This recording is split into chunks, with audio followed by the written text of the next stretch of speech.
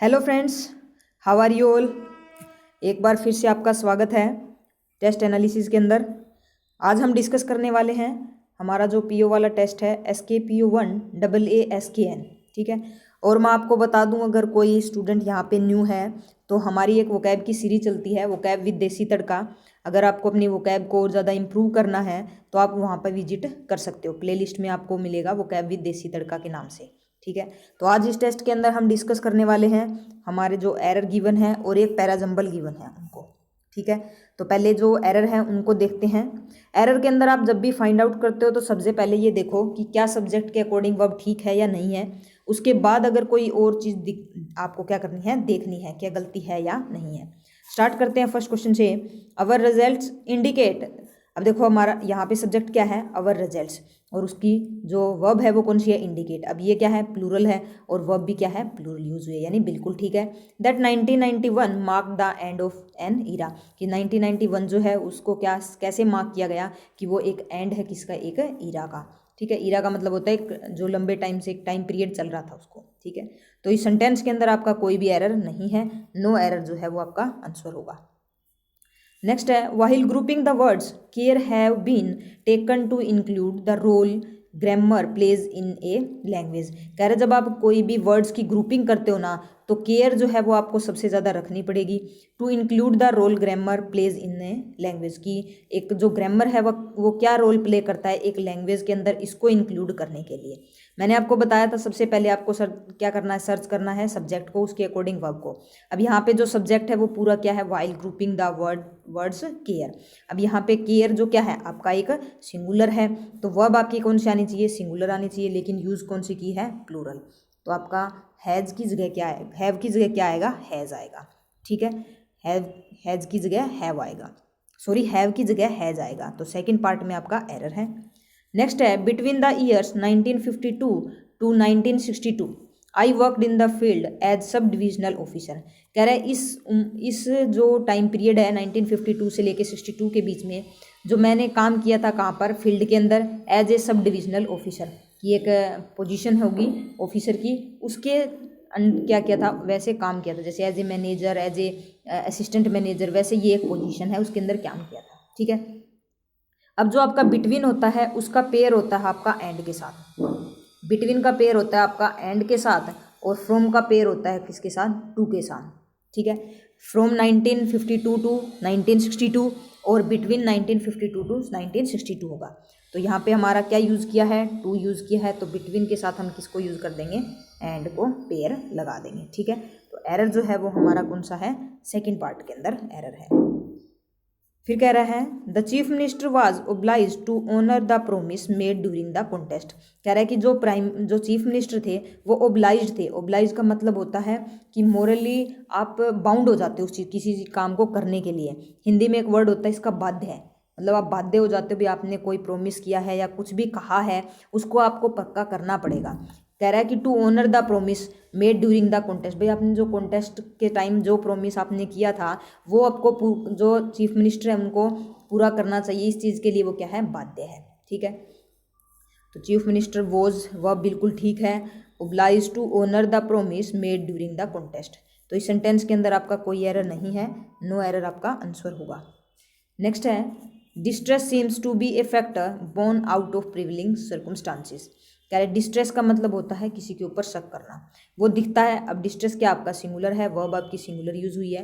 To be a factor, वो एक ऐसा फैक्टर दिखता है, born out of prevailing circumstances, किससे पैदा होता है वो, जो प्रिवेलिंग सर्कमस्टांसिस है। प्रिवेलिंग का मतलब होता है जो एक पर्टिकुलर टाइम में एग्जिस्ट करती है, existing at a particular time, या फिर जिसके ऊपर सबसे ज़्यादा इन्फ्लुएंस होता हो, वो जो कंडीशंस होती है ना, वहाँ पे क्या, वहाँ से पैदा होता है क्या आपका डिस्ट्रेस। जो शक है वो मतलब कोई भी सिचुएशन अगर सिचुएशन ख़राब है, यानी किसी ने हमारे साथ गलत किया है, तो हमारा शक ऑटोमेटिक हो जाता है। तो वो डिपेंड किस पे करता है, जो वो सर्कमस्टांसिस है उस टाइम के, उसके अकॉर्डिंग करता है। तो अब देखो ये कह रहा है कि वो जो डिस्ट्रेस है ना वो उस फैक्टर पे डिपेंड करता है कि वो कहाँ से पैदा हुआ है, जो प्रिवेलिंग सर्कमस्टांसिस वहाँ से पैदा हुआ है। अब पैदा होने के लिए वर्ड कौन सा होता है, बोर्न होता है ना। आई वॉज बोर्न इन 1952, है ना, तो बोर्न होता है ना कि बोर्न होता है। डिफरेंस क्या है इसके अंदर, आपकी फॉर्म होती है बियर, ठीक है, दो होती है दोनों बियरी होती है। सेकंड होगा इसका BORE, इसका होता है आपका बोन और इसका होता है NE वाला, ठीक है। डिफरेंस क्या है? ये होता है आपका पैदा करना, जन्म देना, ठीक है, और इसका मतलब होता है सहन करना, ठीक है।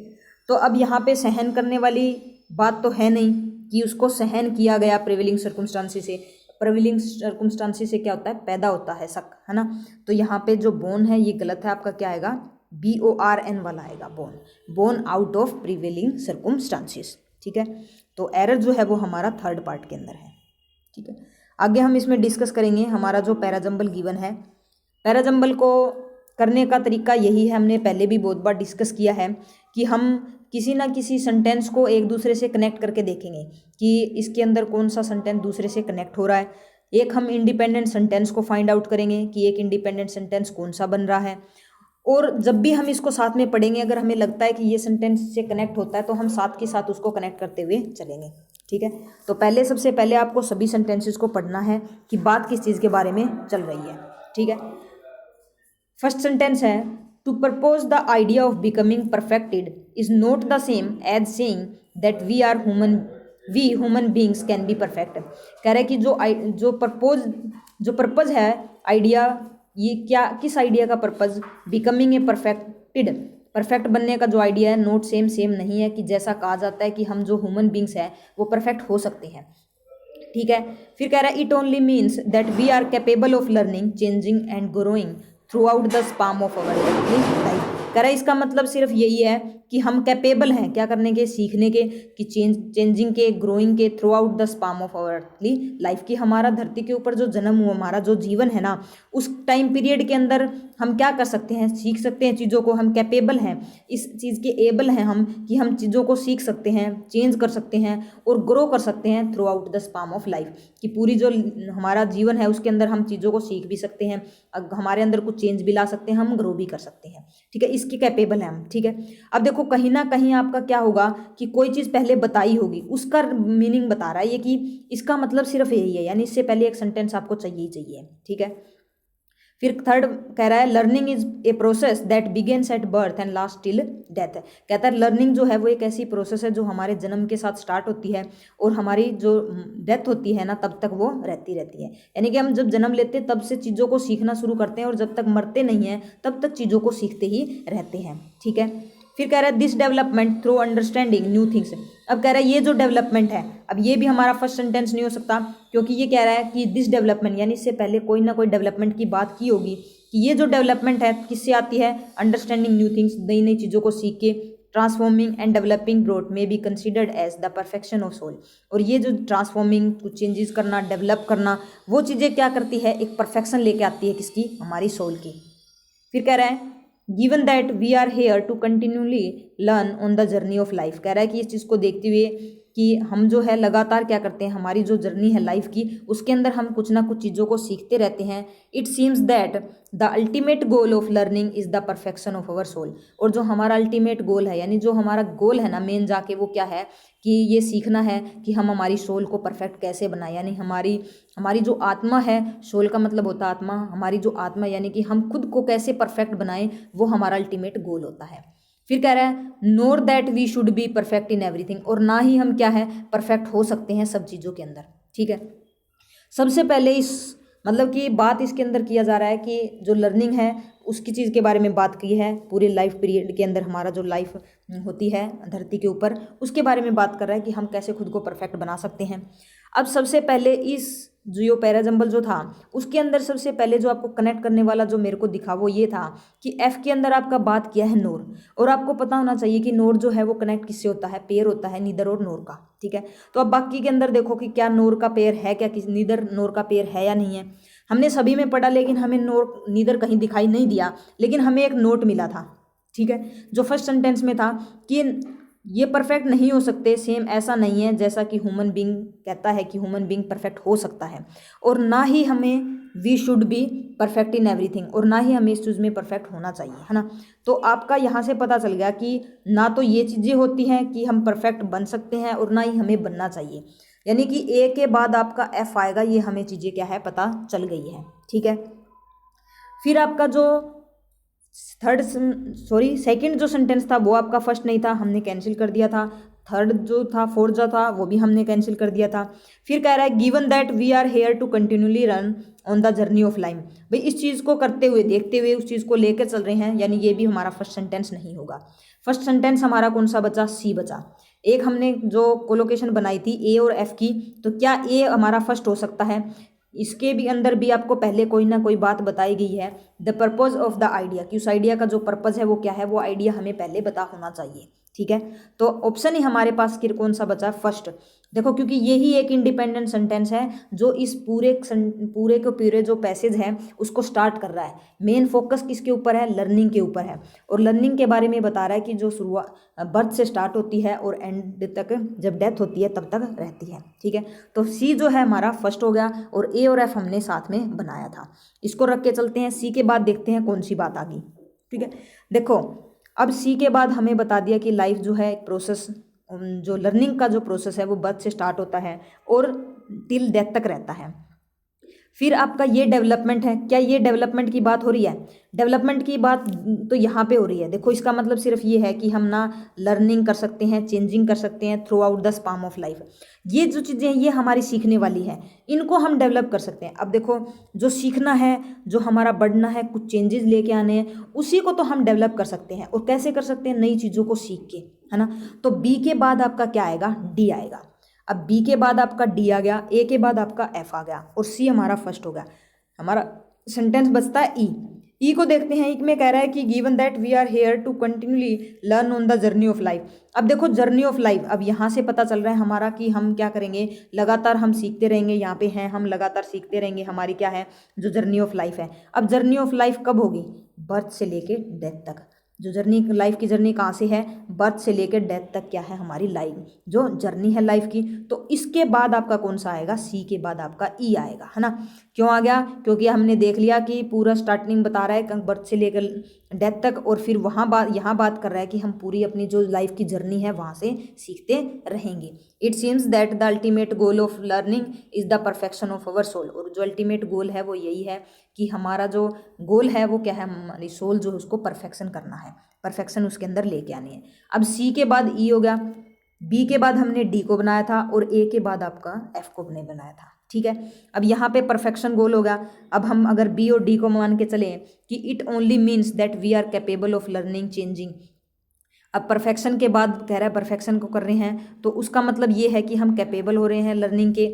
या फिर ए के साथ एफ को बनाया था कि जो पर्पज़ है किसका, जो the purpose of the two purpose the idea of becoming perfect is not same.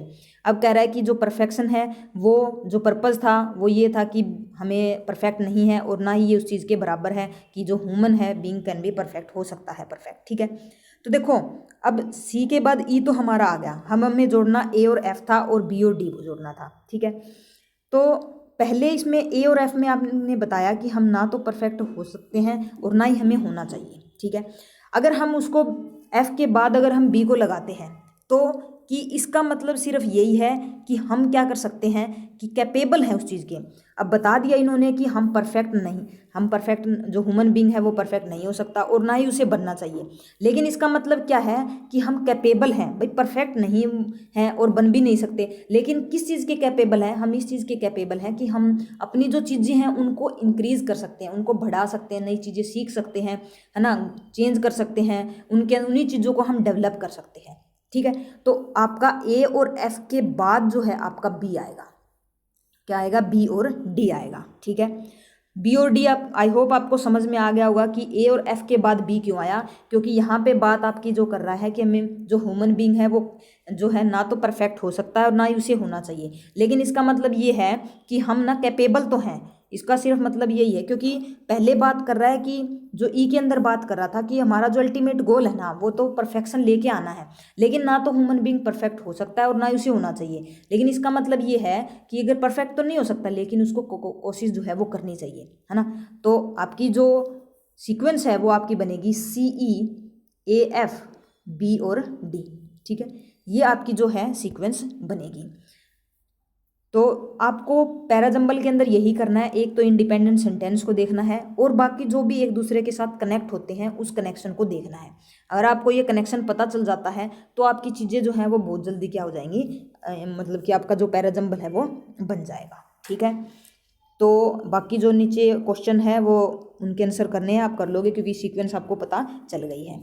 ठीक है, अगर कुछ चीज़ें अगर आपको नहीं समझ में आई है तो आप कमेंट बॉक्स में ज़रूर बताएं कि कहाँ पे कमी है, तो ताकि उन हम चीज़ों को इम्प्रूव कर सकें और आपको एक बेटर जो चीज़ें हैं जो आप डिज़र्व करते हो वो हम आपको प्रोवाइड कर सकें। तो thank you friends for watching this video.